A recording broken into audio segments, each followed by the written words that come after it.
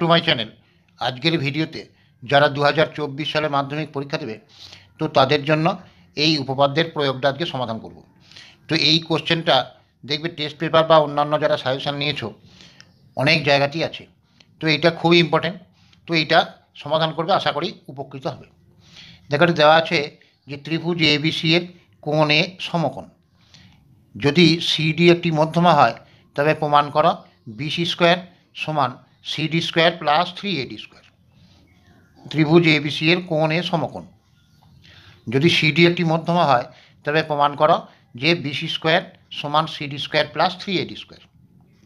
এটা দেখো এবিসি এই একটা ত্রিভুজ, সমকোণী ত্রিভুজ।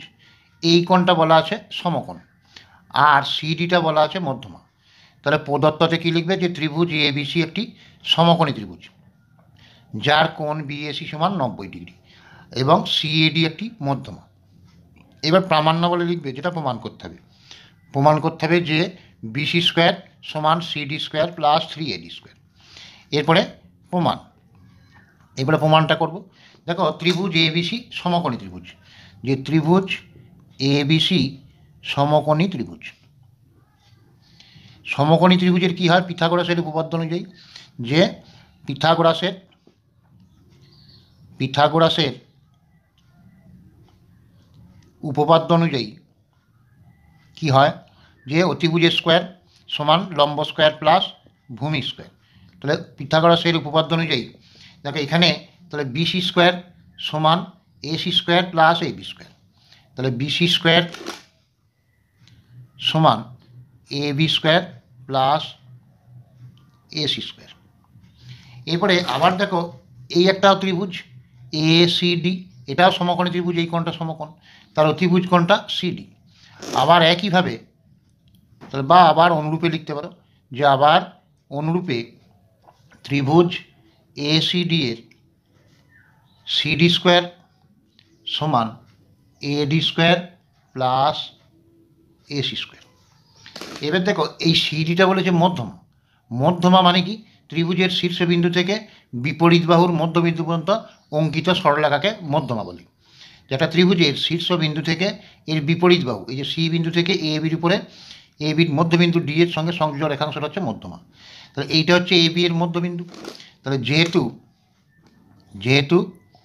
সিডি মধ্যমা তাই এই এডি সমান বিডি, তাই এডি সমান বিডি। তাহলে এডিও যা বিডিও তাই।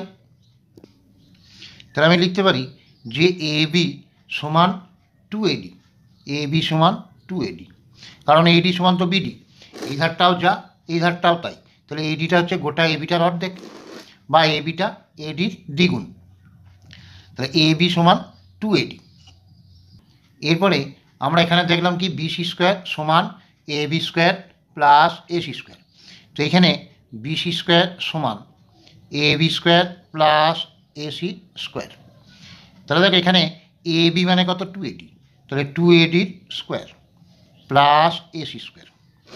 এবারে দেখো 2ADর হোল স্কোয়ার করলে 2 স্কোয়ার হচ্ছে 4AD স্কোয়ার, আর এখানে হলো এসি স্কোয়ার। এখানে বিসি স্কোয়ারটা এগুলো লিখে দেবে।